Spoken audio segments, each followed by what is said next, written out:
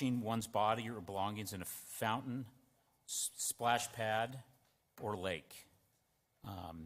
The Director of Community Services may issue permits to camp in open spaces for youth organizations or schools.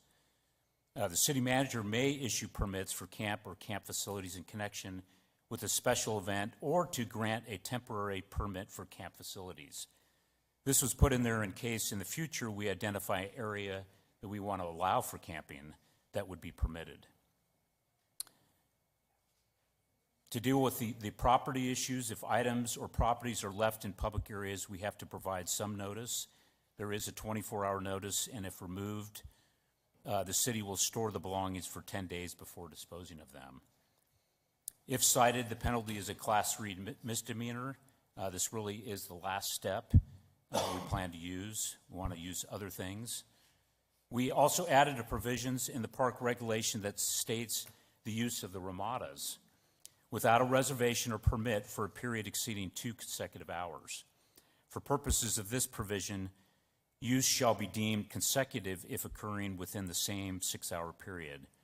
Also, a provision in the park regulations for a 2-hour time frame, which is different than the other ones, but specifically related to the parks, that we can remove abandoned property. So the plan moving forward is a final ordinance will be prepared based on any comments that we receive from the study session. This ordinance will come before the council either the first or second meeting in June. And that's really based on how much changes we have to make tonight. If ordinance is approved, it will take 2 meetings and a 30-day cure period, so it will be effective either in July or August. This ordinance is one of the tools that we need to address the concerns that have been brought up. The plan is not to go around just giving citations. The plan is to educate and use persuasion, and the last resort will be citations. Moving forward, in the next budget, starting July 1st, we have one existing employee that will be helping to address the unhoused and unsheltered, and we have one other person that's going to be dedicated in code enforcement that will be dealing with issues regarding the unhoused and unsheltered. The plan is to begin working with other nonprofit stakeholders in developing a plan and coordinating the efforts. We're asking right now of the nonprofits to we're sending out a survey, and they're going to send us in information about what they are doing specifically in each of these organizations so we can coordinate the efforts. Oops. And that is my presentation. Quick and easy. Not that easy, that's for sure. So if there's any questions. Thank you, Stephen. Any questions, Bob? Does this, as is, does it carve out an exception for like North Mountain Park and rodeo grounds and places where we have people spending the night? Yes, Mrs. Mayor and Bob Huddleston, we do have sections under permits. If they have permits that were given, then they are covered. So, okay. And those permits come under either the city manager or the director of community services. Okay. Any other questions? Okay. Looking at the provisions you have there as far as citations, and I appreciate the fact that it's not meant to be a citation. That's right. You know, that's a matter of a last resort. What's the fine? Is the fines defined by the Class 3 misdemeanor? Thanks, Brett. That's what I figured. But yeah, the current penalty is a Class 3 misdemeanor. You know, obviously it's going to be up to the judge and as well as the prosecutor what the fine is. But the maximum fine, it's the lowest one that we have in the Class 3. The maximum fine is $500. okay, so but I know that that's a matter of last resort. Right. Is that Just like right? in Class 1s, the maximum is $2,500. We almost never, you know, are Yeah. assessing anything close to that. Because it's not something we're looking to use to make money or anything Correct. like that. Just to be clear. The other thing is the Ramadas says reserved for 2 hours. Now, I know we have a reservation system, but is that going to put a cap on for the 2 hours or? No, if it's reserved, then you can use it for as much time as Okay, you this need is just for if that. it's an unreserved Ramada. This is if someone shows up in a Ramada and doesn't have a permit. You can rest for 2 hours. Yeah, they can or be there for 2 hours barbecue or and then- whatever for 2 hours and then move on. Okay. Because I think some of these birthday parties last a lot longer than 2 hours. Yeah, for sure. Okay, Just Sean? have a quick question. I got a question on how the public is going to be, if this ordinance passes, how the general public will be notified of this ordinance. Like, I'm sure people are watching at home, but people don't have access to internet or are unaware of new laws being passed. How is that population going to be notified? Mr. Mayor, Mrs. Mayor, sorry, so I keep saying Mr. Mayor. Councilman Dugan, obviously, we're going to do our standard ways of getting out ordinances so people are aware of it, but I think our PIO team will work with them to get some more information out and get it out to the nonprofit Through those groups. nonprofits, yeah.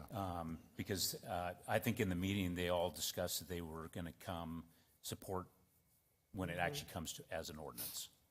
Okay. In addition, all of our ordinances that do pass are published in the newspaper as well. Okay. So some people just don't, I they're Right. not informed, so that's. The goal is to try to find as many ways, like in everything we do, the idea is to try to educate the public in as many ways as possible, because we all get our information differently. And I know that that's big emphasis of what we want to do. And we've also talked about possibly using a delayed effective date. That'll be something that we talk to council about, either a delayed effective date or having the officers essentially warn and inform for a period before we start actually enforcing the ordinance. Okay, thank you. I was sitting on the committee when they were talking about this as well.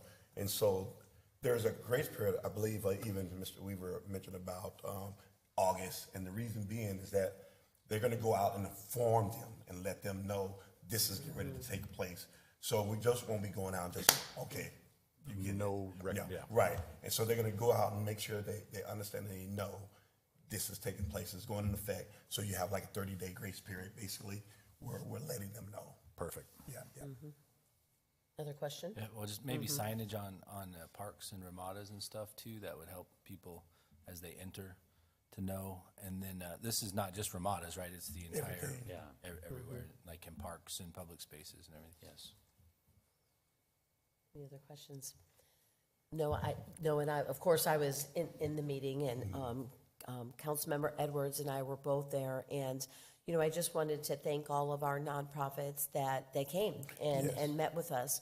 When we first discussed this and it was brought to us, it's brought to us, several years ago, but with the police department and our parks department and code enforcement, brought this to our attention, the concerns, as well as all of us that are getting constant, complaints that they're not able to use some of our parks and they're not safe. And so we, know we need to do something, to address this and to make sure that all our citizens feel safe and able to use our parks. So we wanted to make sure that this was a organized effort and coordinated effort with our nonprofits. So that's why we brought the stakeholders that really are the ones that work day to day with our homeless and most vulnerable. And Jerry, I see you're here, and I'm sorry you missed it. You were out of town, and we, of course, I wanted to make sure that we talked, because Jerry from St. Vincent de Paul wasn't able to attend, and he does a lot. So,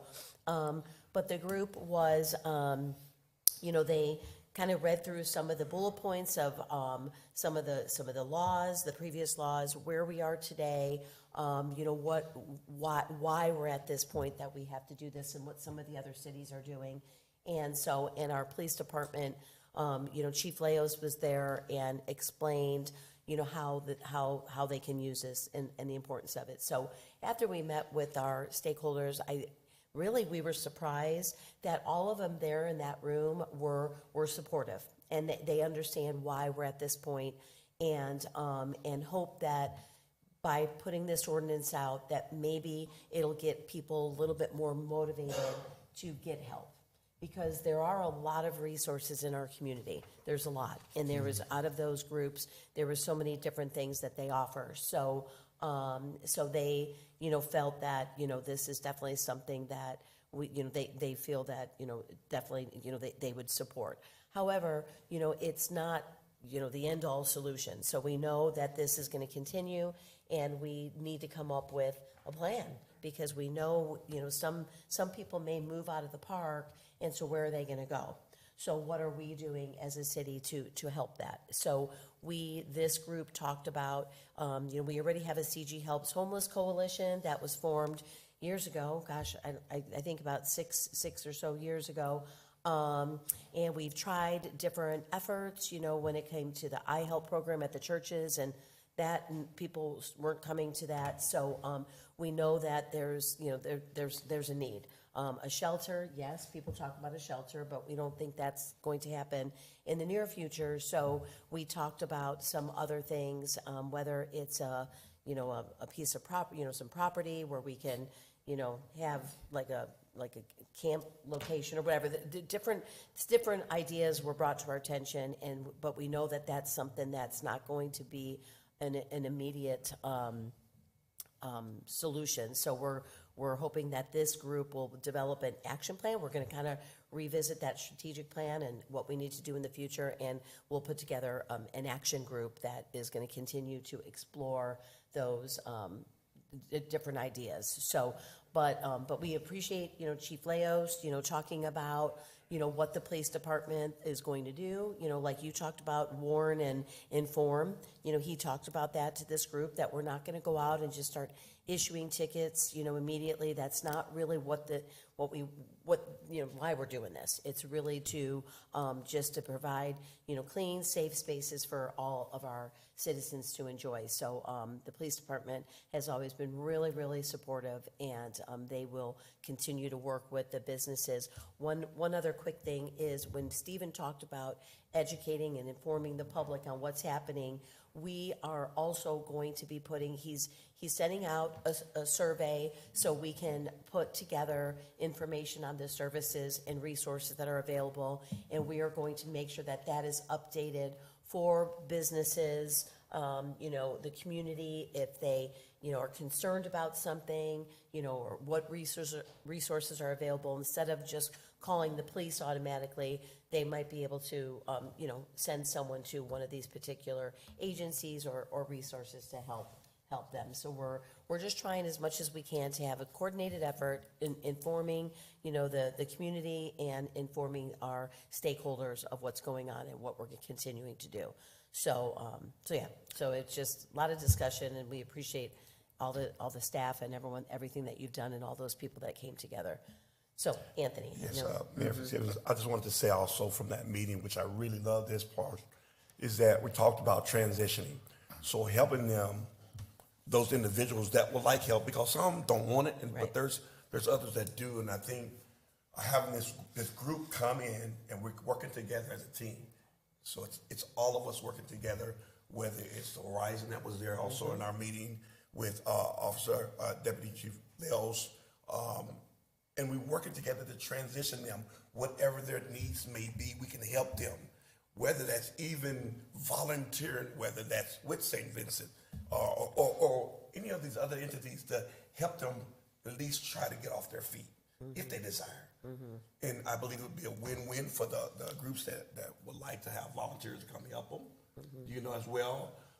It's just another avenue to see impact on someone's life. You know what I'm saying? That there'll be a change, and we're trying to help and do the best that we can with our parks and recreation areas, as well as with the individuals themselves, And so I think that's a key piece too, of us working with them to try to help them, whatever those needs may be, to the best of our ability. And I think that group that was there, with all the stakeholders that was there, we had a great group, and I believe that we can make a dent in that, be very impactful. Any other questions? Mayor Fitzgibbons? Yes. Yes, I just noticed, just as I was reading through this ordinance real quickly, this also applies to private property as well, so that private business owners and stuff like that can call and have some authority to have camping stopped or whatever on their property, whatever. Right. Private property as well, so. Do they have to have no trespassing signs, Brett, on private property, or no? For the camping piece, they wouldn't need to have that. They wouldn't. They could certainly do that, and it's a trespassing issue, if they do that. But the no camping piece is if they don't have the ability to actually camp there, whether through zoning or the owner's permission, then we can still enforce this on private property. It would give the officers, the code enforcement team, the ability to come in there. And again, This doesn't stop someone from camping in their backyard. Right. You know, I can take my kids back there and we can have a camp out in the backyard. It doesn't stop any of that, but it does allow them to have some ability to stop that. There are cases, for example, when normally, right now, we currently use trespass because we don't have an urban camping ordinance. But to do that, sometimes we're trying to find an absentee owner, might be in Delaware, and you're trying to find them to see if they, you know, get permission to trespass them off the property. And so this gives another tool to be able to do that. Okay. And it says, no person shall be camping area, no trespassing by the city. Does that apply also to private owners that post no trespassing with a private sign? Right now, it's only for ours that do that. The other one, though, is it still prohibits camping on private property without the permission of the owner. Okay. So yeah, this is just definitely a draft, so if you have any comments, questions, just definitely get back with Larry or Steven or Brett, any of them, so. Okay. Thank you. Any other questions? Okay. Anything, Chief, that you wanted to bring up on any of this? Okay, thank you. Okay, with that, we'll move forward. Next one. Rob.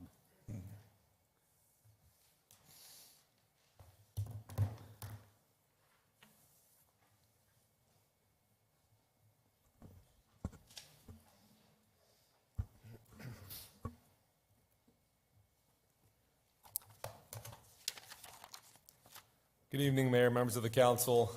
As you all are aware, the wastewater programs that the city runs are quite extensive and costly. A good portion of the CIP budget every year is devoted to wastewater infrastructure. And as you can see from this aerial image of the wastewater treatment facility, there's a lot of cost that is associated with operating these programs.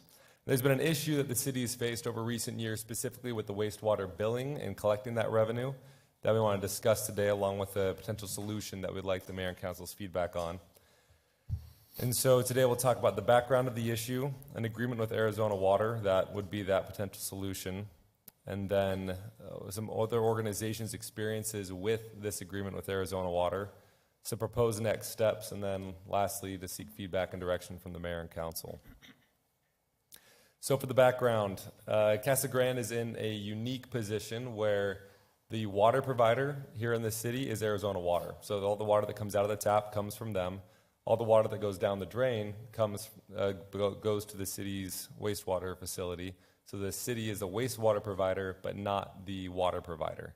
Now, most cities are both the water and wastewater provider, which provides a lot of opportunities. So if someone's not paying their water bill, then they can turn off their water. Or if someone's not paying their sewer bill, they can also turn off the water bill or seek other methods to ensure that bills are paid. Because if you're not paying for a service, then the idea is you don't get the service. However, and also with Arizona Water Company, for instance, they can also just turn off water service if someone does not pay their water bills.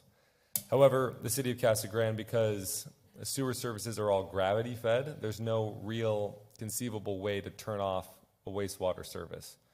And so that has led to the city ultimately having a number of customers elect not to pay sewer bills because they've identified that if they do not pay the sewer bill, there's nothing that really the city can do about it. And so it's a small percentage that's the case, but it's led to some estimates that the city identified of a minimum of $1.8 million that should have been collected but not collected. Now that's a conservative number. It could be much greater than that. And I want to clarify that this is not, residents that perhaps weren't being billed when they should have been. These are residents that have been billed every single month, are getting a notice in the mail saying you're late, you haven't paid, and are choosing not to pay. And it's the vast majority are residential, about 94% are residential accounts. And so the city has made efforts to address this in the past. There's been a contract with a collections agency previously that wasn't very successful at collecting that additional revenue that was being missed. There has been success with a lien program that the finance department and also the attorney's office are working on, and it's been able to help have more of that revenue be collected. But the city's looking for additional tools in the tool belt, so to speak, so then the revenue that should be collected can be collected, and then most importantly, this isn't an ongoing problem that keeps getting kicked down the road and never really gets resolved. And so the potential solution that we've identified is an agreement that Arizona Water enters into with cities. And essentially this agreement provides ways, a means, so that Arizona Water will turn off the water service for a municipality that is in our same boat of providing wastewater service but not water service. But Arizona Water will turn off the water service if residents are not paying their wastewater bills. And so it gives us that control, so to speak, from the city's end. And this applies to all shared customers, so they have to receive water service from Arizona Water and wastewater service from the city. And they have to be 90 days or more past due. So this isn't if someone is a few days late on their bill and they get, slapped with their water being turned off. This is, there's been plenty of notice, plenty of awareness, but they have chosen not to pay the bill. And speaking of notice, the city, under the agreement, has to, one, give notice by mailing a letter or something to the resident, but then also actually go and place a physical notice on the premises as well. That way it's very clear that something needs to be addressed before further action is taken. And then, assuming all of the requirements in the agreement are met, then Arizona Water will shut off that water service for that customer until they've either paid the balance or entered into a payment plan with the city. And that payment plan is also required to be offered by the agreement. Now, there are some fees associated with this agreement. There's a one-time $1,000 establishment charge. There's an annual fee of 50 cents per shared customer, a disconnection fee of $100, and that covers both the disconnection and reconnection of the service. And there's also a monthly loss revenue fee that's prorated, and the idea behind that one is Arizona Water doesn't want to miss out on revenue because they are doing something on the city's behalf. So essentially, Arizona Water would bill the city for that amount of revenue they missed because the water service was turned off. And so if it was, 1 day, it'd be 1 day's worth of revenue and so on. Now, the one-time establishment charge would be paid by the city. However, the other 3 fees, and I'll touch on this here in a moment as well, the other cities that have this agreement with Arizona Water all pass those costs on to consumers. So for the annual fee, for instance, that's about a 4-cent increase for every monthly bill that residents have. And for the disconnection fee and monthly loss revenue fees, those would be added onto the balance owed from delinquent customers, much like a late fee or something along those lines. And so that way it's the city not having to bear that cost that's being incurred by those residents. Now, for other organizations' experiences, Buckeye and Sedona, as well as Coronado Utilities that's over in the San Manuel area, they have all entered into this agreement with Arizona Water. There's also Apache Junction Sewer District and the city of Sierra Vista that are also in conversations with Arizona Water, but to our knowledge have not made it official yet as far as signing an agreement. But there are a number of organizations that have already been using this, and some of the feedback that they provided city staff, was that each city highly recommended that the city of Casa Grande enter into the agreement. They said that it works. They say that it's very effective. And more than that, it also helps make residents aware that there is a potential for water to be turned off so that all of the residents will then first address the issue rather than having to have their water turned off. For instance, Sedona says they have not yet had to turn off a water service because residents have proactively addressed it themselves. Each of these entities all provided a high level of outreach prior to any disconnections happening like we talked about. And as I mentioned, the customers responded quickly to the notices.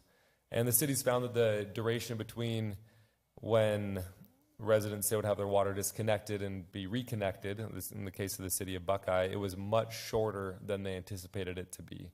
Where in reality, it was within 1 day or 2 days at most that they came in, addressed everything, and had their water service turned back on. So it wasn't like it was a very long duration. Additionally, all the entities offered payment plans for larger balances, and the city currently offers a payment plan as part of the LEAN program, and so the plan would be to just take that same framework for the payment plan we currently use and apply it here as well. And as I mentioned, all those entities pass those fees on to the customers that were not paying. And each City all said they had positive experiences working with Arizona Water Company, where they were responsive, they took care of what needed to be done when it needed to be done, and they had no complaints in that regard. And overall, each entity said that they received a lot of positive feedback from the community, where they had the residents essentially expressing to them that they thought it was fair that everyone was paying for the same services instead of having the people that are paying the bills have to pay higher bills in order to compensate for the revenue that's not being generated from those that aren't paying. Now, for proposed next steps, the next step would be to engage Arizona Water Company and to develop an agreement to then bring to the council at a future date for adoption. And as part of that, in tandem with it, to work on identifying processes to ensure that the agreement that would be developed and passed by the council would be effective, and that it would be able to make sure that it doesn't just create additional issues, and that it would be an effective process.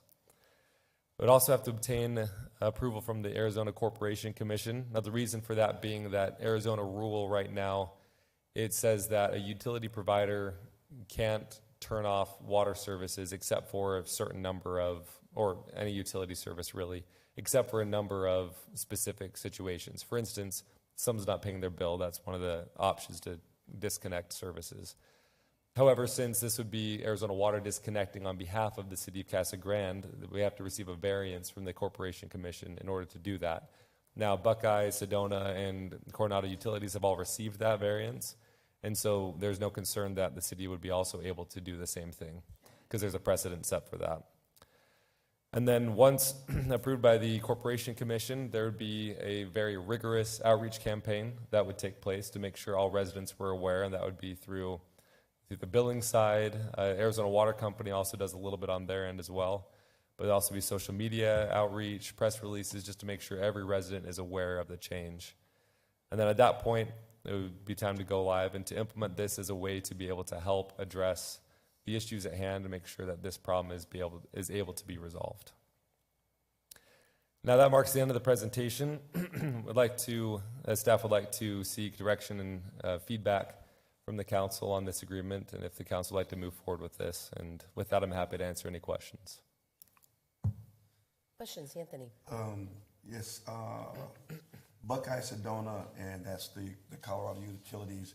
The price that you had down there was $1,000 to the city, and then there was a 50 cent, and then the 100. Is that the same amount that Buckeye, Sedona, they're paying as well? Yes, Mr. Mayor and Councilmember Edwards, that is the exact same. It's very much a copy-paste of the agreement. Both entities sent a copy that they had enacted in their councils, and they were word for word the exact same. And so the understanding would be the city would also receive the exact same agreement. I doubt that Arizona Water would want to adjust it at all, but the idea would be the exact same fees and everything else. Perfect. Okay, Matt? How many shared customers do we have? It's somewhere in the ballpark of, for residential accounts, which again is about 94% of the total, about 22,000, a little short of that. People be paying Arizona Water $11,000 a year at the 50 cents. I mean, I guess that's their agreement, but I don't understand. They're not doing anything for that until we tell them to do a disconnection. They get paid for that. But, I mean, if that's their agreement, that's it. But, so everyone in town is going to have to pay 50 cents more, a year, which is not a lot of money, but how do they justify that? And Madam Mayor and Councilmember Herman, the idea behind that, because that's something that was discussed by city staff of how do we address, we even looked at if there's any way to, pass that 50-cent increase along to those that aren't paying. And realistically, there was no way to do that without creating a massive administrative burden or headache to have to deal with. And so where city staff landed is essentially that the cost of doing business in this regard has increased because of necessity. We have to do something to be able to address this issue. And that involves entering into this agreement, which therefore would mean that there has to be that, in this case, 50-cent increase. And so that cost of business has increased, which obviously is unfortunate, but it's a means that the mayor and council and the city staff can be able to use to be able to address this issue. So we'd have to reset our rates as well, right? That would be a rate increase. Correct. There would have to be a minor rate increase. because years ago I said, well, we just need to dig one up and put it on the front page of the paper, but they said we couldn't do that, so, because I thought that would help spur people to pay. But I was told that for health reasons, you can't do that. So this is a good way because most people pay their bills, right? And it's not fair for others just to keep going on and, having no consequences for that. So we have no teeth, so. And the water company knows how to shut off water too, so that's good. I have a question. Sure. You said it's a small percentage of people that aren't paying. What is that percentage? It's a great question. Unfortunately, the systems to track all of this, it's not geared and designed to provide that number easily. And so it's been weeks that the amazing people at the finance department have spent trying to pull together these numbers and trying to do their best to identify this. We have identified that there are about 9% of accounts that are delinquent in some way. Now, whether that's, a month or two behind, but then will pay shortly, or whether that's, a year or two behind and just not paying. To answer the question, it's some fraction of 9%. As far as how much of that 9%, I'm afraid that we have to do additional analysis and could do that and get back to you on that. And of that, what is the total amount owed? So that's another difficult number to identify. We attempted to go as conservative as possible to not overstate how much, say, is owed or how much we could have gotten had this agreement been in place. But the bare minimum that we've identified is $1.8 million. Now, we expect that could be significantly more, but again, there's no way that we've identified yet to give a specific number as far as how much that is, but we can confidently say at least 1.8 million.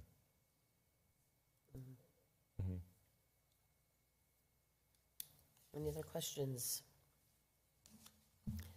So Rob, you just need feedback as far as do we feel we want to move forward with this? Is that what you're, Yeah, Madam Mayor, that's correct. Just feedback from the council on if this is something that the council would like to pursue.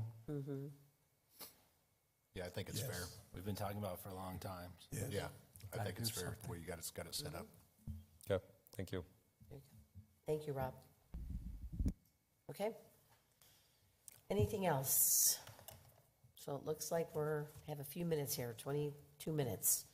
So I'll go ahead and adjourn the study session and we'll resume at 7 o'clock.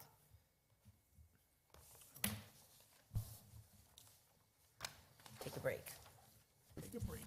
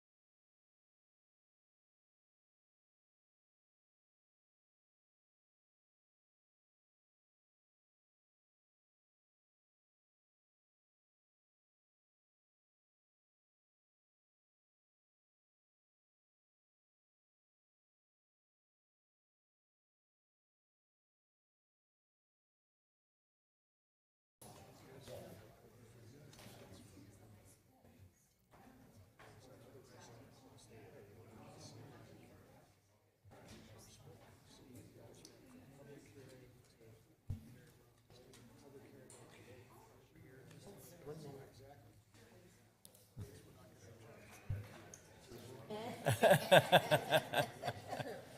got me all nervous. I'm like, oh no, what did I do here?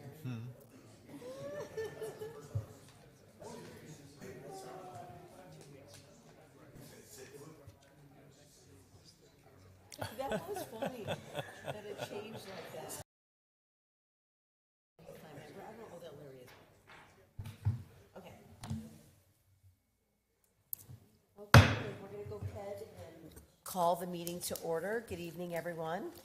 First on the agenda is our invocation, and so tonight we have Mr. Abraham Breyer, the chairman of the Jewish Community Council of Casa Grande. And if you would like to, if you're willing and able, if you would like to stand, and will be followed by the Pledge of Allegiance. By Mayor Pro Tem Herman. So, Mr. Breyer, oh, there he is.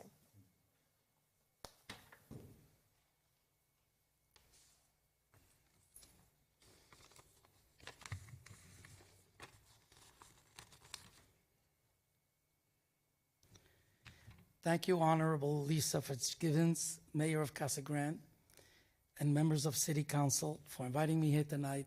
It's really a privilege. My name is Abraham Breyer.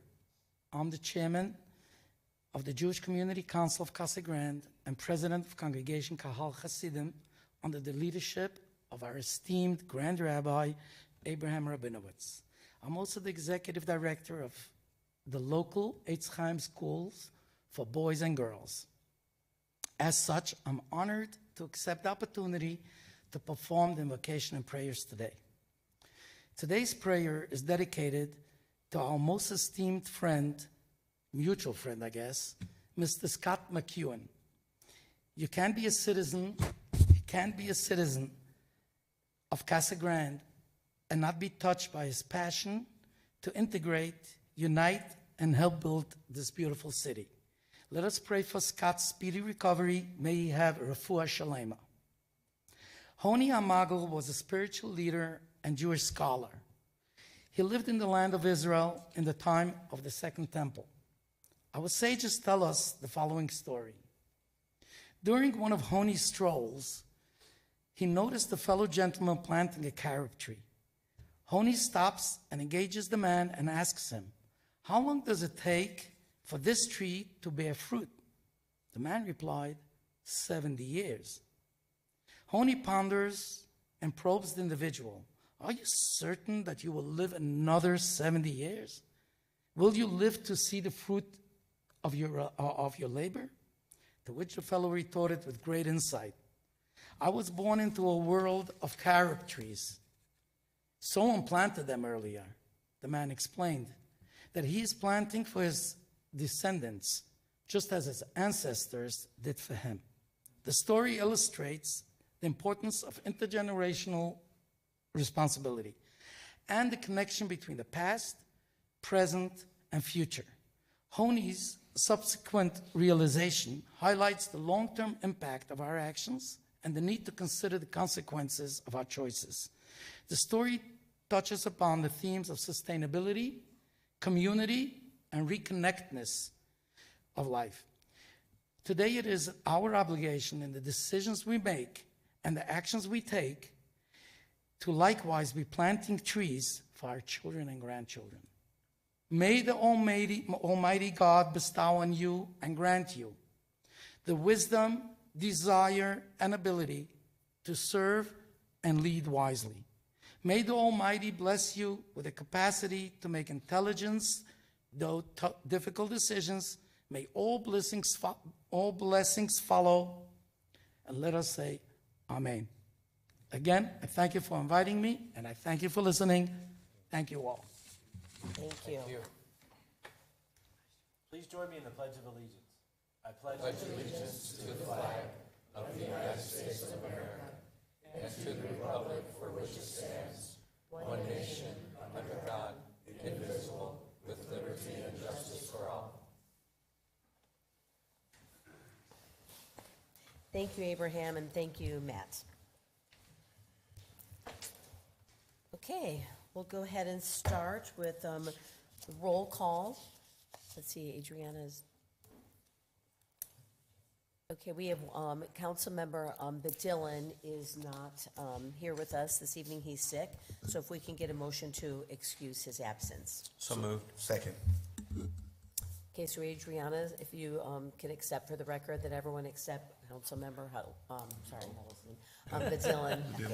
I know. We got to So, okay, do we have a motion? A motion, please, and a second? Wait. So all those in favor signify by saying aye. Aye. Any opposed? Okay, thank you. Minutes. Mayor Fitzgibbons, I would like to move approval of the minutes for the City Council regular meeting of May 5th, 2025, and accept for the record the minutes for the Planning and Zoning Commission of April 3rd, the Planning and Zoning Special Meeting of April 3rd, 2025, and accept for the record the minutes of the Arts and Culture Commission meeting of April 1st, 2025, as presented. Second? Okay, there's been a motion and a second. Any further discussion? Okay, so if we can, all those in favor signify by saying aye. Aye. Any opposed? Okay, motion carries past the minutes. Claims against the city, D1. Mayor Fitzgibbons, I move that we approve the list of claims for April the 30th, 2025 through May 13th, 2025. Second. Okay, there's been a motion and a second. Any further discussion? Not all those in favor signify by saying aye. Aye. Any opposed? Okay, the meeting agenda approval. So is there any changes to the agenda? Madam Mayor, members of the council, staff is asking you to remove item G8 and G9, which is under consent agenda, from tonight's consideration. We've got some modifications we need to make to the IGAs, and we'll bring those back. Okay. Okay, anything else? Would you like to consider the reports before the Yes. study, or not the, what do we call it, executive session? Yes. Okay, so that would be the only other change. So if we can get a motion? Mayor Fitzgibbons, I move to accept the agenda as presented with the exception of removing item G8 and G9 from the consent agenda and moving item N, reports, before item M, executive session. Second. Okay, there's been a motion and a second. Any further discussion? Okay, all those in favor signify by saying aye. Aye. Any opposed? Okay, motion carries. There's no special presentations this evening. So next is the consent agenda. All items listed with an asterisk are considered routine matters and will be enacted by one motion and one roll call vote of the council. There will be no separate discussion of these items unless a council member or member of the public so requests, in which event the item will be removed from the consent agenda and considered in a normal sequence of the agenda. Is there anything that anyone would like to pull besides those two items, G8 and G9? Nope. Okay. Anyone from staff or the public? Mayor Okay. Fitzgibbons, I would move for approval of the consent agenda as presented with the exception of G8 and G9. Second. Okay, there's been a motion and a second for the consent agenda with G8 and G9 removed. If we can get a roll call vote, please. Councilmember Romo? Yes.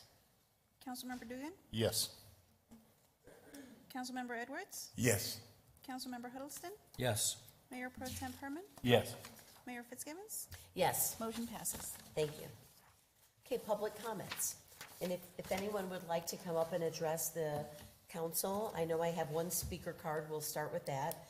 So, let's see, Jerry Scheider from St. Vincent de Paul.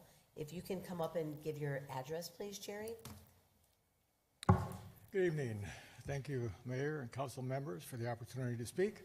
I apologize for not being here last week. I guess I missed one heck of a meeting. My goal tonight is simply to pass on information I would have addressed last week. Most of you know we've been around St. Vincent de Paul. I don't think I introduced myself. I'm Jerry Scheiber, president of St. Vincent de Paul. Our conference started in 1988. We're one of 4,000 in the United States, and we are all independent. We are a 501c3. Our goal is to provide support for those that are housed or those who are not housed. We have seen a lot of growth. We are open, our pantry is open 5 days a week for 3.5 hours each day. In that time, in April, for example, our food pantry served to the housed individuals. We provided 660 some grocery carts of food. In addition, the housed also received approximately 700 food boxes. In addition, the housed folks also received an additional 300 family bags, food bags. The unhoused, who can come weekly as opposed to the housed who only come once a month. The unhoused weekly visitors received approximately 600 weekly snack bags. Altogether, total value of all that food in the month of April alone was a little over $250,000. When I compare that to 5 years ago, the growth has been approximately 200 to 400% in those categories.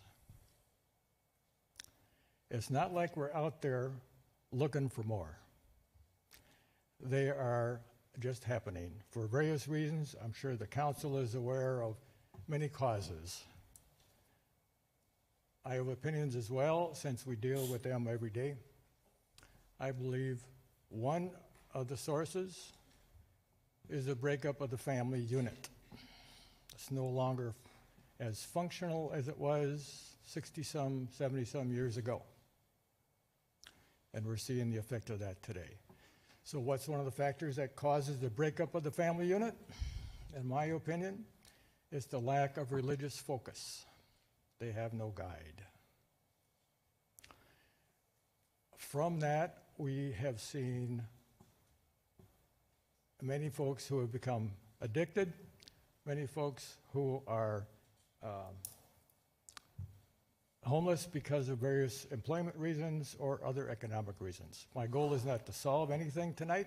That's one of the goals that I look forward to working with the council on. We'd love to participate in any future activity brought forward to the council, especially the 2 members you're adding. Thank you. Good evening. Thank you. Thank you, Jerry. Is there anyone else that would like to speak?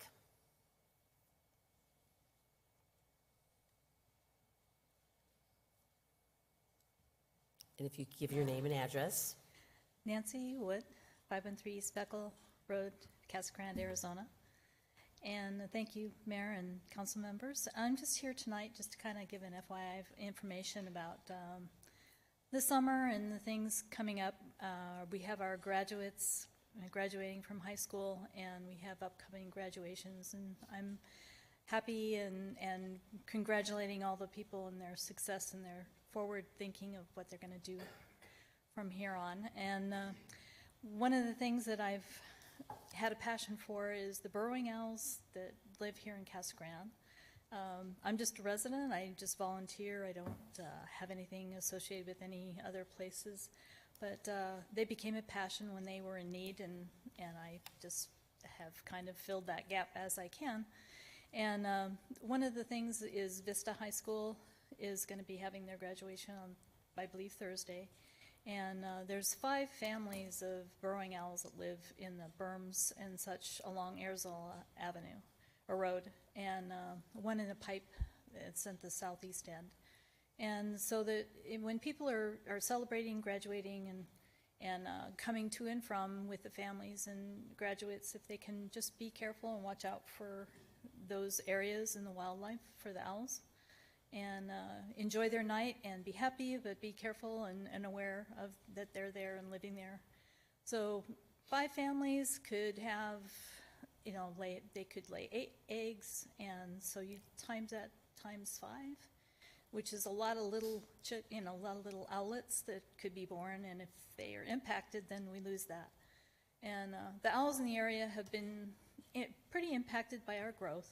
And since I've lived here, I've seen a fairly substantial decline in their ability to cope with the people and traffic and cars and pesticides and things. This is not just a local problem. It's all through the states. It's just, you know, we got to take care of our wilderness and our wildlife around us, or we'll end up losing it. And one of the things that I think of forward is that I have, you know, my own children and then grandchildren, and they will hopefully have children.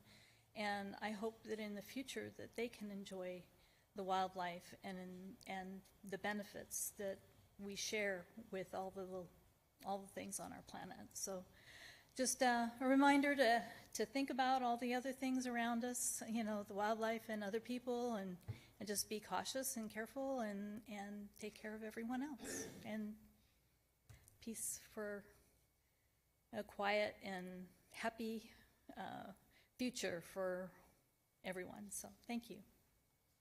Thank you, Nancy. Anyone else at this time? Okay, we'll go ahead and close the public comments. So we are on K1. That's Jacqueline.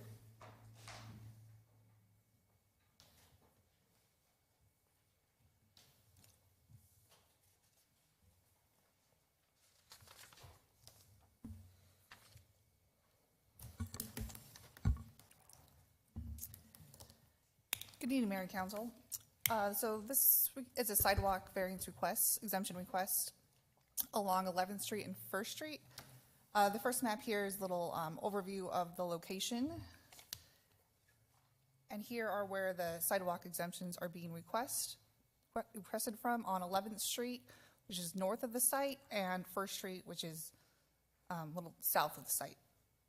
Per section 1532-120 of our city code, it requires development to provide a 5-foot sidewalk adjacent to public roads. And a little background on the site: the site is zoned I-1, and there's industrial to the south. However, there is residential to the north. There is no sidewalks in the immediate area. However, there's opportunity for sidewalks to be added to the adjacent neighborhood as redevelopment occurs in the future. So here's the site looking east with 11th Street on the north and 1st Street on the south. Also, per the code, there are 2 exemptions to not provide sidewalks that can be done administratively when it's in a rural area, and then when it's in a heavy industrial zone, which is I-2. This site does not meet those 2 requests. However, also per the code, it does allow council to make modifications to that as well. So that is why we're here tonight requesting this. So staff, the planning department is a proponent of providing sidewalks in all areas of the city. However, staff is aware of the site constraints and the uniqueness of the area.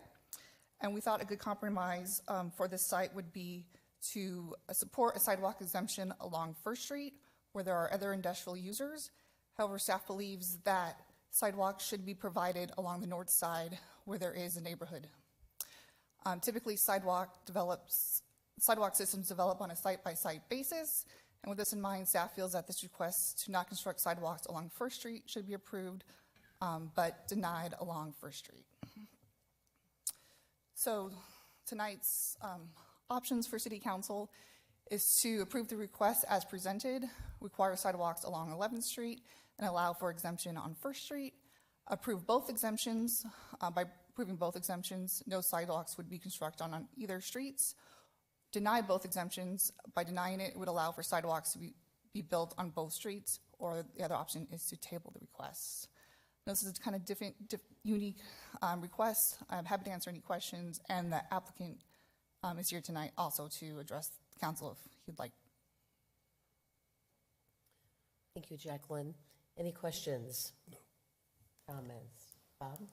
What is on the east side of this piece of property where it backs up to? Is there a road there? No, there is no road there. It backs up. So on the north, let's see if I can get another picture a little better.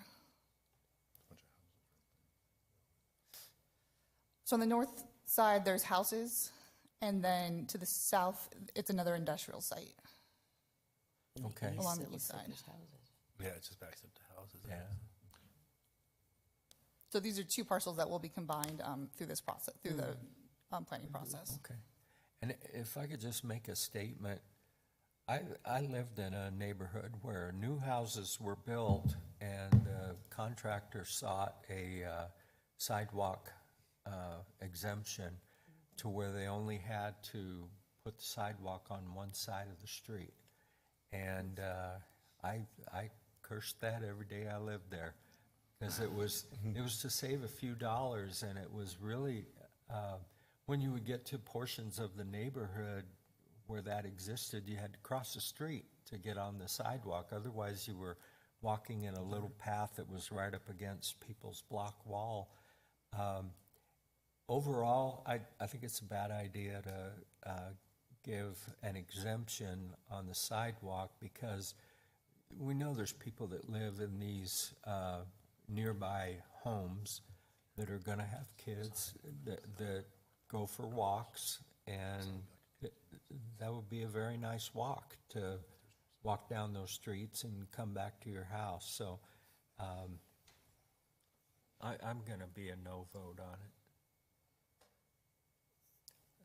Thank you. Go ahead, Matt. Are there sidewalks on the north side of 11th Street? There is not. What would be the impetus for making that happen?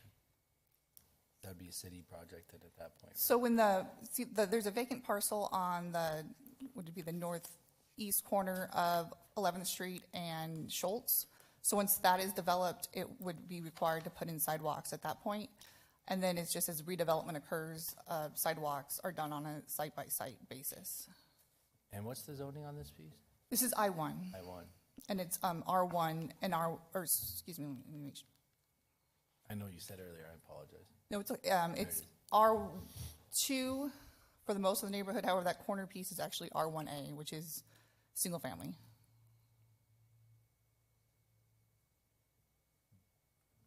So just to clarify what staff's recommendation is to require the sidewalks on the north side adjacent to the neighborhood, but allow for the exemption on the south side where the industrial area is. How does the applicant feel about that?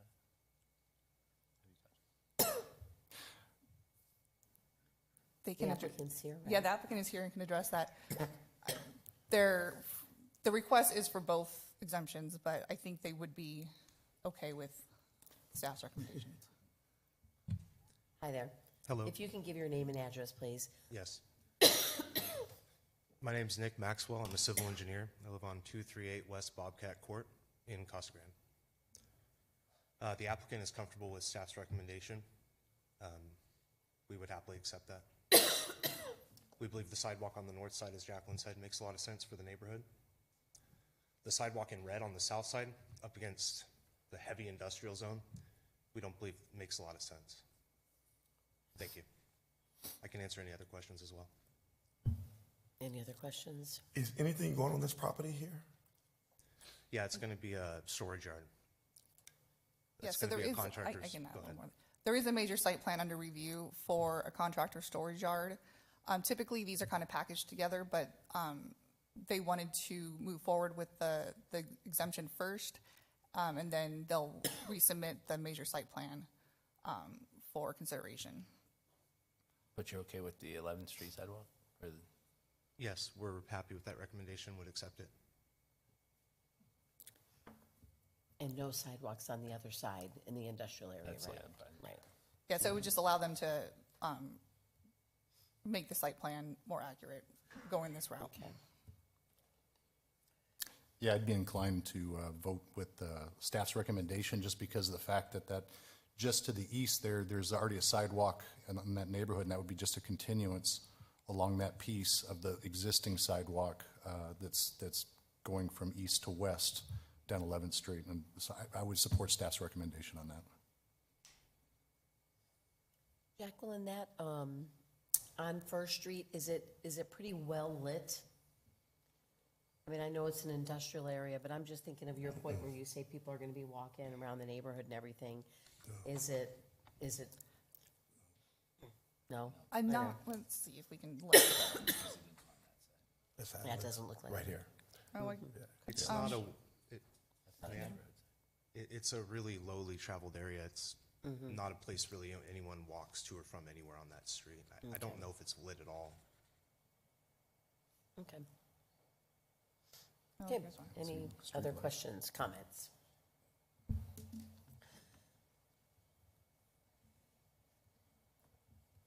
So, motion, and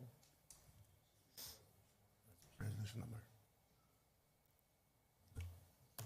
Resolution, Oh, okay. sorry. Go Resolution ahead, number 5770, a resolution of the County of the City of Casa Grande, Arizona, approving a sidewalk exception for property generally located at the southeast corner of West 11th Street and West First Street, Casa Grande, Arizona.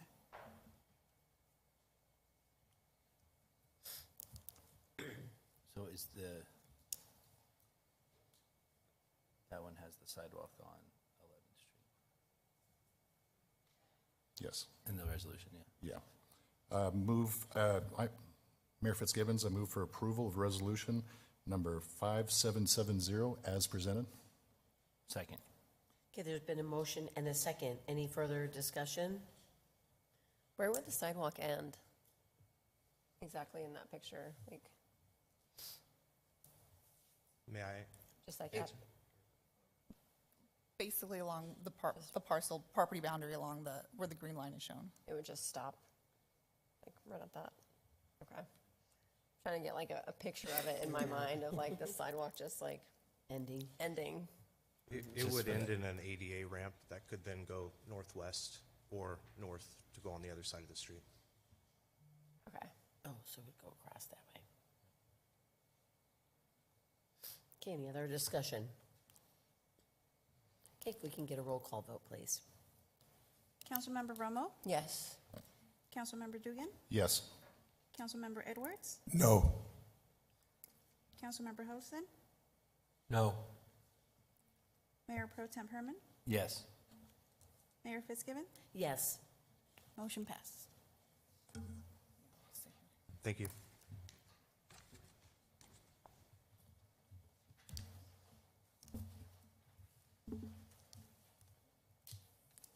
Streetscape. All right, item K2.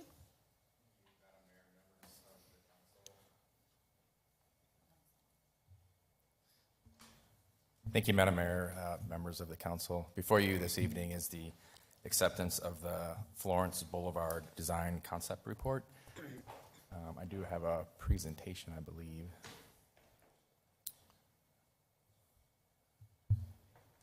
I'm happy to present this item on behalf of the previous director, Paul Tice, city staff, and the J2 team to get this project across the finish line. The redesign and enhancement of Florence Boulevard is a visionary project that will beautify the corridor, create a sense of place, and increase safety for vehicular and pedestrian traffic.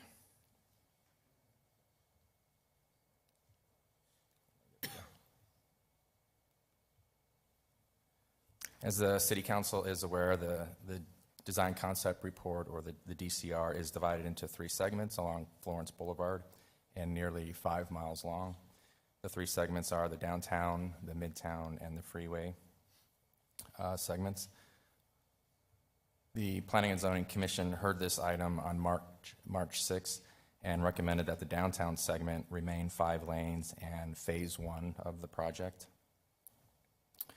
At your last study session concerning this project on April 7th, the council supported the 5-lane configuration for the downtown segment recommended by the Planning and Zoning Commission. However, the council indicated a desire to move forward with the freeway segment as phase 1. If the DCR is accepted by City Council today, staff will move forward with the design of the freeway segment. A more technical analysis of the right-of-way and existing conditions, staff may, if necessary, present alternative phasing options for the council to consider. However, by focusing on the freeway segment first, considering the large undeveloped tracts of land in this segment, engineering documents can be shared with developers for improvements when development does occur, potentially providing the opportunity to coordinate our efforts to improve that segment. The next few slides are an overview of the 3 segments. The downtown segment will continue and be 4 lanes with a continuous enhanced center turn lane. Due to right-of-way constraints, a bike lane will not be included.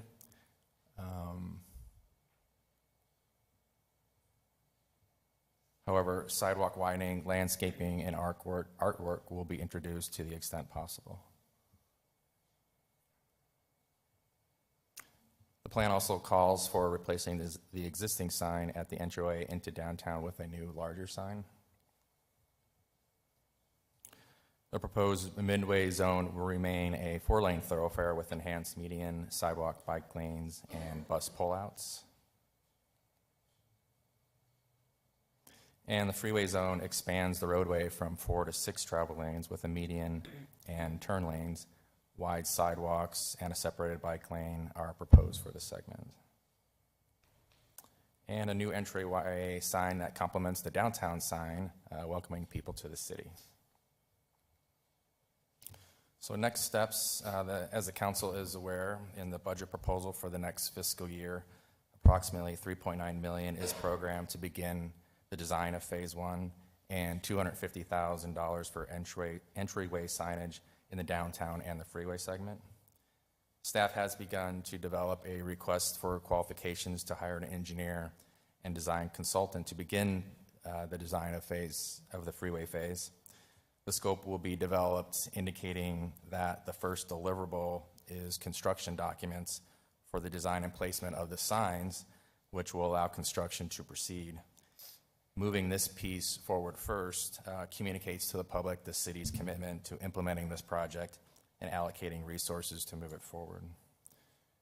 And of course, throughout this process, we will continue to coordinate with the property owners along Florence Boulevard as the design moves forward. And staff is recommending acceptance of the Florence Boulevard DCR, and I'm happy to answer any questions you may have. Okay, questions? Thank you, Dan. Thank you. Any questions, comments? Are you raising your hand there? Oh, go ahead, Sean. My only concern is that the Casa Grande sign, while it looks beautiful at night, all lit up with the lights and everything like that, my concern is it being white, the Casa Grande, the actual lettering being white during the daytime. Okay. I don't know if there's some additional designs that we could consider on the entryway signs. Absolutely. This is just the first phase. It's really conceptual, so I think we'll work with the design team, whoever that may be. It's a good point that you raise. I just like it to pop in the daytime as much as it does at night. We'll ask them to provide a number of options and then decide how we can move forward with. Okay. Matt. I think that's a great point. And also, just so everyone knows tonight, we're not making any of these decisions tonight. We're just accepting the plan to start the to design. have a lot more outreach to accept those decisions and make this plan what people want. And even though we're starting at the freeway, that is strategic because it's there's a lot easier, as you pointed out, a lot easier at that end because of the open tracts of land and working with it, and we know all the property owners. And I know that we will start working on the downtown at the same time, but there's a lot more conflicts with property lines and everything, so it's going to be a little trickier on that end, but I know that we can get it through. So I'm glad to see this happening finally, and thank you for taking up the torch there for us. Like you had a choice. Any other comments? No, and I'm sure, Dan, the minute you started with us a few weeks ago, people were talking about this. It was a lot going on, so at that time, so. It's an exciting project. No, and thank you. And, and I did want to thank the community. This has been a project that we've been discussing for several years. We've had community meetings and surveys and everything. And so, just trying to kind of what Matt said, we're only approving the concept design plan at this point. And so we just appreciate all the feedback. We did take out one of the other options. There was option A and option B in the conceptual design plans, but we did take out the option B and stuck with this. You know, we did get a lot of feedback and input at that time for the narrowing in the downtown segment to just 2 lanes. So again, just, you know, appreciate everyone's input, feedback, and communication. So, and appreciate the staff, everything you've done. And are they here, the consulting group? I don't, oh yeah, there. Thank you for everything that you've done for several years now. So we appreciate it. We're finally over at that finish line, or close to it anyways. So thank you. So with that, we'll go ahead and move forward. Let's see, resolution number, please. Resolution number 5771, a resolution of the Council of the City of Casa Grande, Arizona, accepting the Florence Boulevard Streetscape Project Conceptual Design Plan. Mayor Fitzgibbons, I move that we approve resolution number 5771 as presented. Second. Okay, there's been a motion and a second. Is there any further discussion? Okay, if we can get a roll call vote, please. Councilmember Romo? Yes. Councilmember Dugan? Yes. Councilmember Edwards? Yes. Councilmember Holston? Yes. Mayor Pro Tem Herman? Yes. Mayor Fitzgibbons? Yes. Motion passes.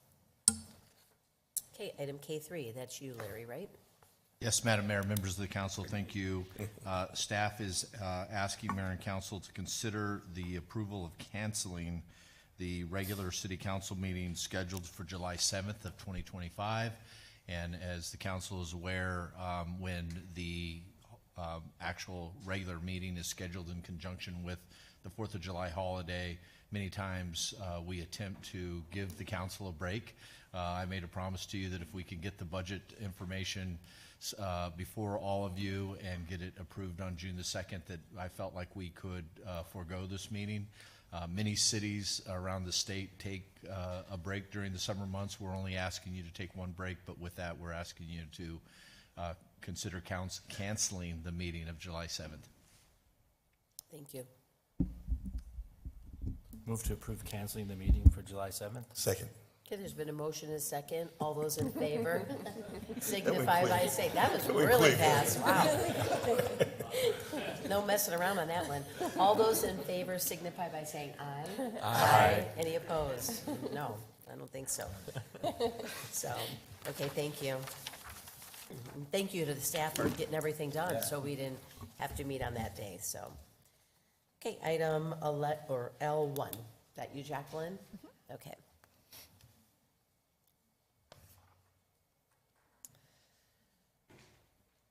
Oh, so this is a minor general plan amendment and zone change request. The site is located along Casa Grande Maricopa Highway and the UPPR and Indian Valley Road. It's approximately 2,250 acres.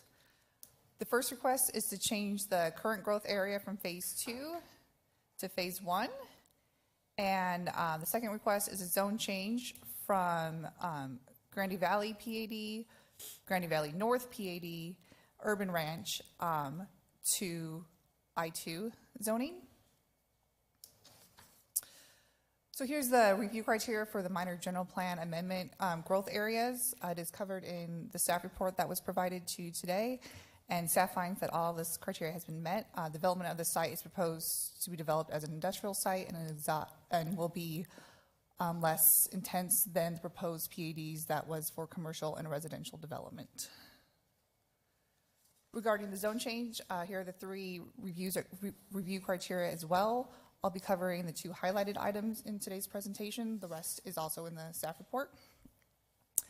So the first review criteria is that the action is consistent with the city's general plan, including the goals, policies, and other applicable elements. And the site did have a major general plan amendment last year that this council first saw in December.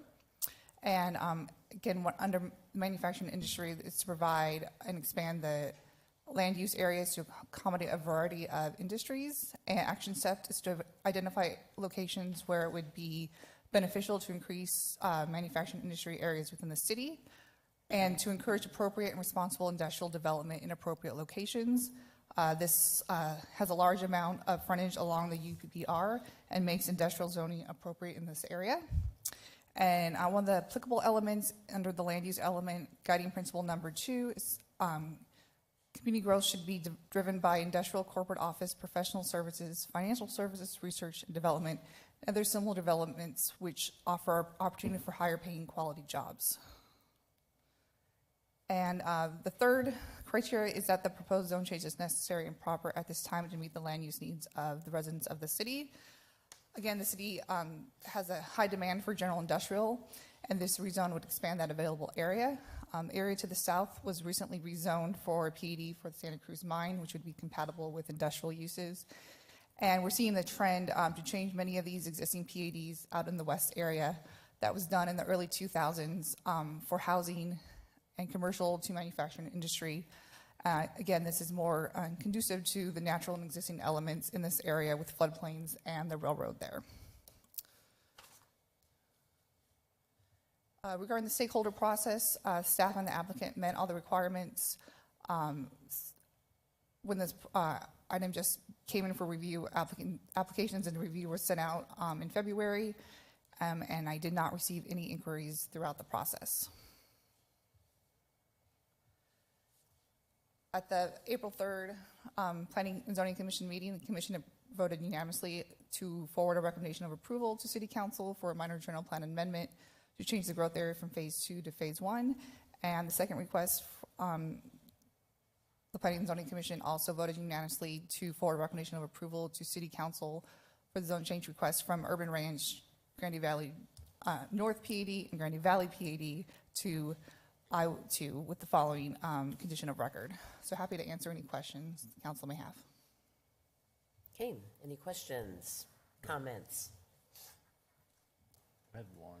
Sure. There's that little green area in the middle. Mm-hmm. Yeah.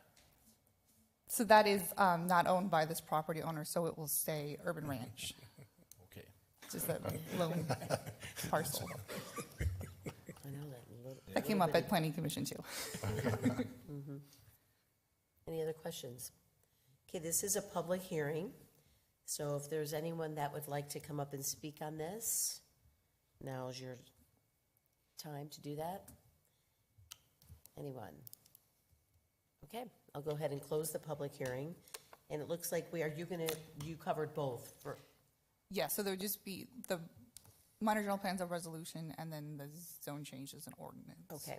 Do I have to open a separate public hearing for the ordinance, or how should I do this? Technically, we could have said it was one, but since you didn't make it clear, we'll probably just open one up. Open one you up, know, okay. And see if anyone has anything Okay. to say about the zoning after the Okay. general plan.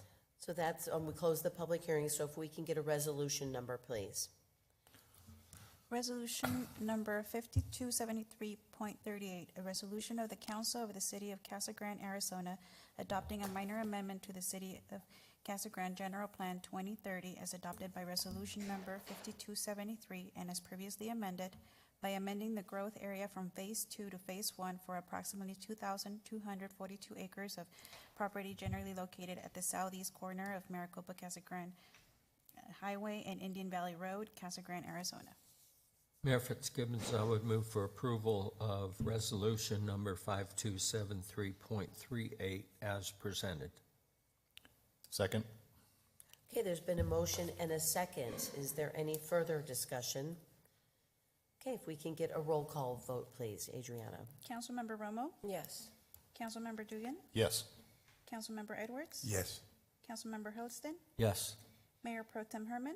Yes. Mayor Fitzgibbon? Yes. Motion passes.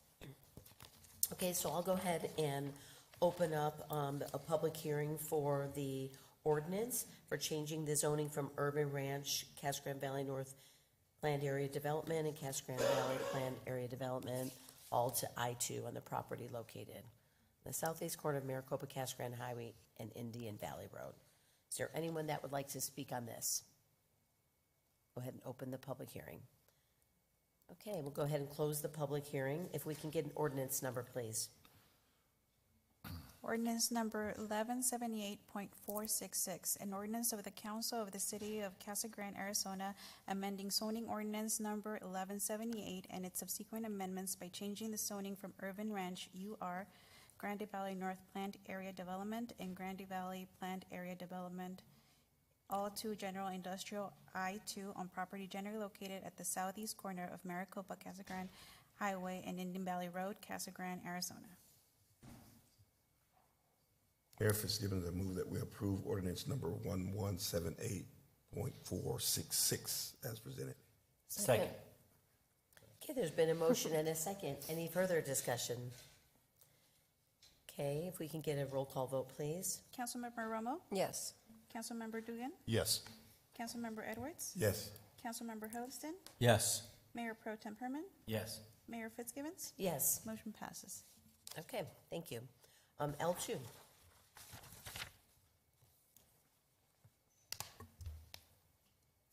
So this is another zone change request. The site is located at the southeast corner of Thornton Road and Ash Avenue. It's approximately 36 acres. And the request is to change the zoning from I-1, Garden and Light Industrial, to I-2, General Industrial. Again, here's the zone change review criteria that is covered in the staff report. I'll be covering the first and third one again. Again, that the action is consistent with the city's general plan, including the goals, policies, and other applicable elements.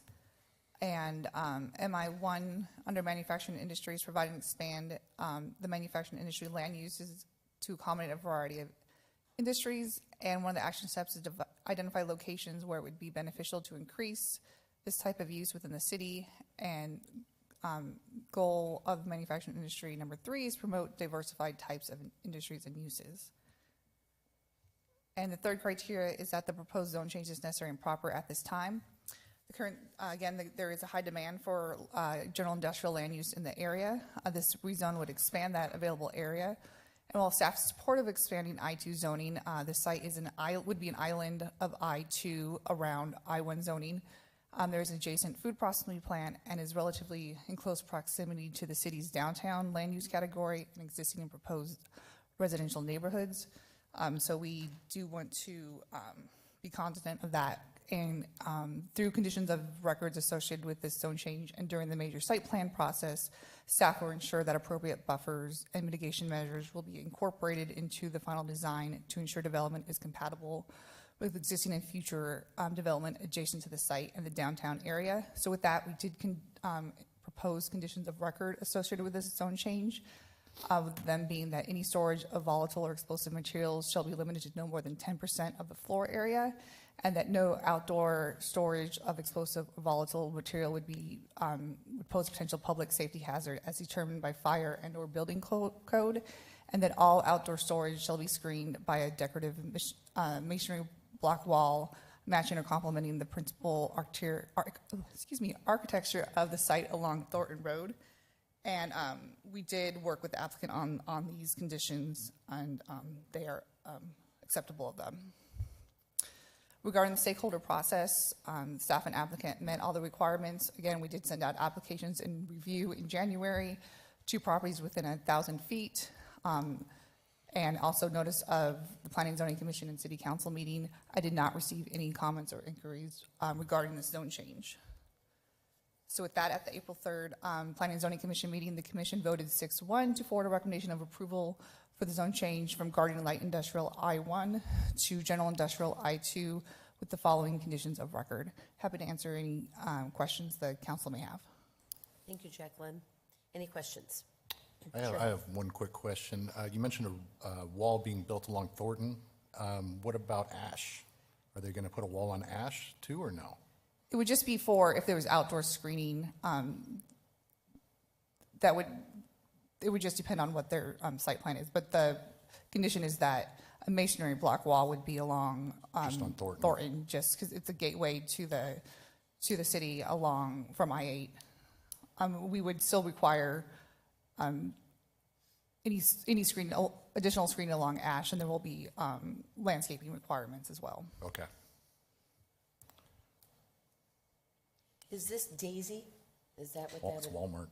Walmart's to the This is south, Walmart. Daisy's Oh, to the there's north. Daisy is the north, okay. Yeah, north side. So neither of them, no concerns, no feedback or anything? No feedback was And given. they received a notification? Yeah, and signs were also posted on the site as well. Right, okay. Okay. No other questions, comments? Okay. If we can get where are we, ordinance number, please. Oh, I think you have to open a public hearing. Oh, that's right, it is a public hearing. Sorry about that, everyone. It is a public hearing, so we'll go ahead and open it up if there's anyone that would like to speak on this. Mayor Fitzgibbons, members of the council, Rick Miller, 1559 East Brenda Drive. I'd like to thank Jacqueline and the staff, Manager Raines, here representing the property owner. This is a great site for industrial development. The city's been blessed with some really good industrial properties. I personally went out there and picked up about 1,500 pounds of trash that's been left over by truckers that are parked along the road out there, and they've really cleaned up the site. They're looking forward to developing this site, which is actually a ready-built site. There are very few of those that have the amenities in place to support this kind of industrial activity. We encourage your support for the rezoning. Thank you. Thank you. Anyone else? Okay, we'll go ahead and close the public hearing. Now if we get an ordinance number. Ordinance number 1178.467, an ordinance of the Council of the City of Casa Grande, Arizona, amending zoning ordinance number 1178 and its subsequent amendments by changing the zoning from garden and light industrial, I-1, to general industrial, I-2, on property located at the southeast corner of Thornton Road and Ash Avenue, Casa Grande, Arizona. Mayor Fitzgibbons, I move approval of ordinance number 1178.467 as presented. Second? Okay, there's been a motion and a second. Any further discussion? Okay, if we can get a roll call vote, please, Adriana. Councilmember Romo? Yes. Councilmember Dugan? Yes. Councilmember Edwards? Yes. Councilmember Hilliston? Yes. Mayor Pro Tem Herman? Yes. Mayor Fitzgibbons? Yes. Motion passes. Thank you. Okay, item L3. Wow, Jacqueline, busy tonight. So the last item before you tonight is a zoning code text amendment. There's two requests for this one. It's to remove the corner lot width exception. Currently, the code requires a 200-foot lot width for corner lots in the B2, B4, and commercial office zoning districts. The request is just to make it 150 feet, like all other lots in the B2, B4, and commercial office zoning districts. And then the second request is really just a cleanup. When we rewrote the Chapter 1756, parking and access, it referenced zoning codes 1756-090 and 100 in those sections B1, B2, B3, B4, I1, and I2. They were removed in that coding, that rewrite, so it's just basically a cleanup of and referencing the access management standards. So just so it's all clear for everyone. So just a little bit more detail on this exception. So you can see in that outline, currently it requires a 200-foot lot with requirements, and then what the normal 150 is. So it's just allowing more lots to either be rezoned to allow for commercial development, rather than and just having that flexibility for infill in our business and commercial office zoning districts. And then again, it's just references the cleanup of 1756-080 through 1756-100. These will be listed as reserved for future text amendments. So with that, at the April 3rd Planning and Zoning Commission meeting, the commission voted 7-0 to forward a recommendation of approval to City Council for the following zoning code text amendments. Happy to answer any questions the council may have. Okay, any questions? Comments? Thanks for not reading all those. Okay. He said, thanks for not reading all of it. So, okay, so this is also a public hearing. So if there's anyone that would like to come up and discuss this, we'll open the public hearing. Okay, no one, so we'll close the public hearing, and if we can get an ordinance number, please. Ordinance number 3464, an ordinance of the Council of the City of Casa Grande, Arizona, amending Title 17 zoning relating to access requirements and corner lot widths, establishing the severability of the various sections of the ordinance, and establishing an effective date. Mayor Fitzgibbons, I move that we approve ordinance number 3464 as presented. Second. Okay, there's been a motion and a second. Any further discussion? Okay, if we can get a roll call vote, please, Adriana? Councilmember Romo? Yes. Councilmember Dugan? Yes. Councilmember Edwards? Yes. Councilmember Houston? Yes. Mayor Pro Tem Herman? Yes. Mayor Fitzgibbons? Yes. Motion passes. Thank you. Okay, we're going to go ahead and move up reports before we go into executive session. So who would like to start? Let's see if we can get a volunteer. I don't really have any reports, but I'll just say, No look, reports. be careful on Memorial Day weekend this weekend. It's coming up. Everybody have a safe weekend. You volunteered, No. all right, good. Thank you. No Anthony? report. Okay, I do. good. Okay. Okay. Yeah. So last Wednesday, I got to represent the city and the mayor at the Run for the Wall at the Elks Club on Wednesday evening. And we had almost 300 motorcyclists come in riding from California en route to the Vietnam Memorial Wall in Washington, D.C. And we stood, the Elks Club does it for them, the Elks riders, and they feed them, they pull in, have parking, they have they had chicken fried steak dinner for all of them, and drawings and presentation, and it was really great. And it was the 35th annual ride and the 50th anniversary of the end of Vietnam War. So it was very meaningful for a lot of them, because we had Vietnam veterans there as well as younger people and older people, and they were all riding motorcycles. They had dogs on motorcycles, all kinds of stuff. It was really neat to see them all come in. And the fire departments were there with the ladders and had the American flag over the street, and a lot of volunteers. So it's really neat community activity and really fun to see. And it's their first stop, and I welcomed all of them to Casa Grande. Thank And that you. was the day that it was cooler, and I said, we got this just for you guys. So I told them the mayor ordered it, so it was Before I all good. left. Yep. Yep. And then on Saturday, we had the Youth Commission interviews. Interviewed 25 kids for 16 positions. This was a long day. I want to thank Adriana and Yvonne in the clerk's office for helping out with all that stuff, and appreciate it. And one of our advisors is going to be having a baby soon, so one of our graduating seniors now is going to help us be an advisor. So that's really neat. Nice. And she's super organized, so I can really use that help. And then, we had a sad moment with John Kashner last week. We lost him. And we were here in meetings at City Council, at the City Hall right before that, and the week before as well. And up to the end, he was fighting for kids to play sports for free, and the city, the schools, and the community working together to provide those opportunities for kids, because he knew how important it was for youth to have something to do, especially play sports, organize sports, or even pick up sports. And he was advocating very heartily towards the end in a very good way. He was very passionate about his belief in that. And you can read how many schools he worked at all over the state, even in Pennsylvania, in his football career. But we truly lost a great advocate for the community. He was serving as the athletic director at Vista Grande interim this year. So he had a lot of plans, but hopefully I know they'll be carried forward. And I just want to express how much passion he showed for the youth, sports, and athletes in this town, as well as all the kids, just to have an opportunity to be a better person. So he will be missed for that. Thank you. He was my coach. The memorial service will be on May the 29th at Vista Grande High School, starting at 3 p.m. Thank you. Bob? No report, thank you. Okay. Becca?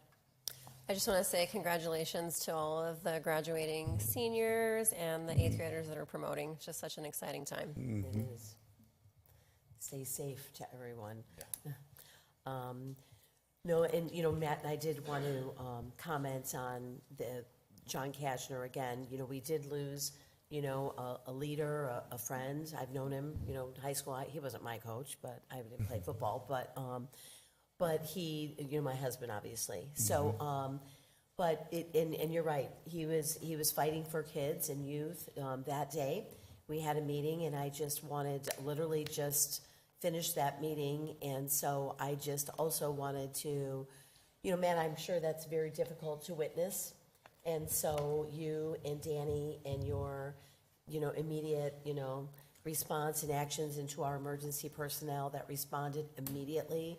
The family is forever grateful. It was a very, very sudden situation, and shocking to everyone. So they're extremely grateful for the city staff and, our emergency personnel that did everything they could. So it's just it's still shocking. Again, that he promoted and advocated for every kid in this community until that, literally, minutes. So, so thank you.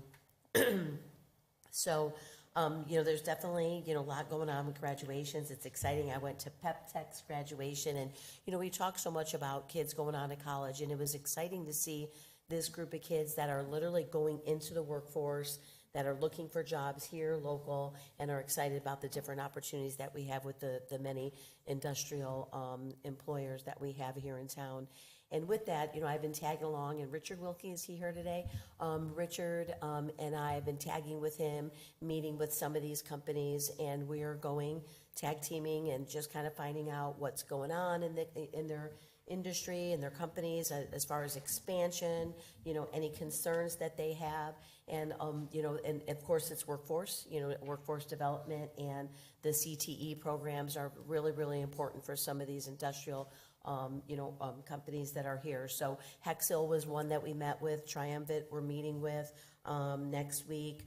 Let's see, who else did I meet with? Lactalis, that does the yogurt company, been meeting with Banner a couple times, APS. So we're just, just trying to get feedback from them. And of course, we have this whole thing with the childcare issue that's going on all over the country, and how we're in a crisis with childcare. So we've been working with those companies also to get feedback and surveys on what they're experiencing with childcare, and getting with the childcare task force to come up with solutions. So Richard's been really, really good spearheading that, as well as meeting with these different companies. So we're meeting on a regular basis, so I appreciate that. I'm sure you guys have seen the letter that we finally did get the CDBG block grant, so I'm sure Mary Allen is very excited about that. We were waiting. We didn't know what the funding was going to come in at, and it looks like it was $459,381. I think it's just a little bit above last year. Is that right, Larry? A little bit above last year. So at least, we were happy with all the cuts that are going on nationally. We just weren't sure where that was going to come in, so I'm sure Mary and the staff are excited to see what's going on there. Let's see, a lot of grand openings, which is exciting. It just shows all the different amenities that are coming into town. We had Jersey Mike's, the Desert Keys, that is the locksmith in town. Blossom Media is opening a new building.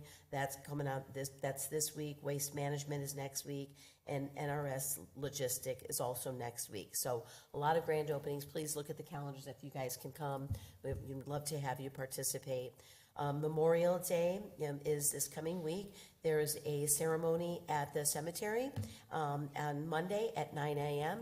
If any of you would like to attend, it's really a beautiful ceremony. So please feel free to join us if you are in town. And let's see. Oh, and you probably have noticed, I just wanted to compliment the PIO team. They are just working so hard, just trying to get more and more information out, accurate information, sharing information. They're doing the city council recap videos, and so we're just trying to make sure that we are getting messages out on what's happening in the city council meetings. And they did a great job last week with the bond discussion, and they're attaching links to the meetings for people that aren't going. So again, I think it's just all about sharing information, being transparent and getting people involved. And so they've been just working so hard to get all that out. So I think with that, I suppose that's it for now. Graduations, yeah. So congratulations to all the graduates out there, and happy Memorial Day. So that's it. So we'll go ahead, and if we can move to go into executive session. So move. Second. Okay, there's been a motion and a second. All those in favor signify by saying aye. Aye. Any opposed? Okay. Thank you, everyone, for coming.